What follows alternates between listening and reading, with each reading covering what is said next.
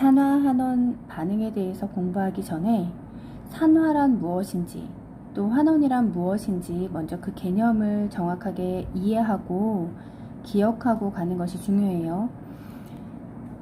자, 어떤 물질 A라고 하는 것이 B라는 물질과 반응을 할 때 그 반응하는 과정 가운데 A가 산소를 얻거나 혹은 A가 수소를 잃어버리거나 전자를 잃어버릴 때 우리는 이 A의 물질은 산화되었다 이렇게 이야기를 합니다. 그럼 환원이라고 하는 것은 이것과 반대되는 개념이라고 생각하시면 돼요. B는 환원되었는데 B의 입장에서는 산소를 잃어버리고 수소를 얻고 전자를 얻은 게 되잖아요. 그래서 환원되었다라고 하는 것은 산화된 것에 반대되는 개념이라고 생각하시면 돼서 우리는 산화의 개념만 정확하게 기억을 하고 계시면 환원은 그와 반대라고 해서 좀 더 쉽게 이해할 수가 있어요. 이게 문제를 풀다 보면 이 산화환원 지표가 정말 기본이 되는데 이게 잘 암기가 되지 않으면 문제가 풀리지가 않거든요.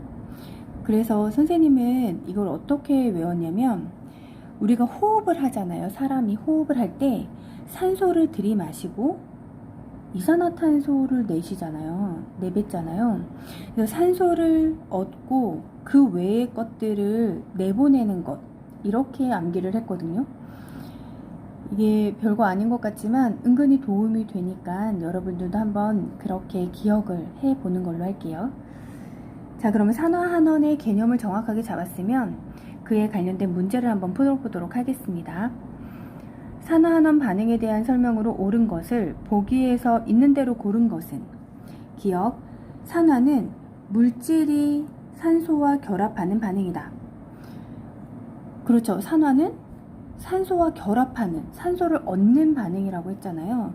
그래서 기억, 옳은 설명이고요. 산화와 환원은 동시에 일어날 수 없다. 선생님이 A가 B와 반응을 할 때 A가 산소를 얻었으면 B는 산소를 잃어버린 거죠. 그래서 산화환원이라고 하는 것은 늘 동시에 일어나요. 동시에 일어날 수 없다라고 했으니까 니은은 틀리고요.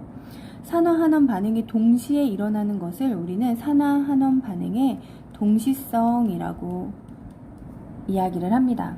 반드시 산화환원은 동시에 일어나요. 물질이 전자를 얻으면 산화되었다라고 한다. 물질이 전자를 얻으면 우리 전자를 얻으면 환원되었다라고 하죠. 그래서 디귿은 산화가 아니라 환원되었다라고 말을 해야 맞는 표현이에요. 그래서 기억만 맞고 니은 디귿은 틀린 설명이 되네요. 그래서 1번이 답이고요.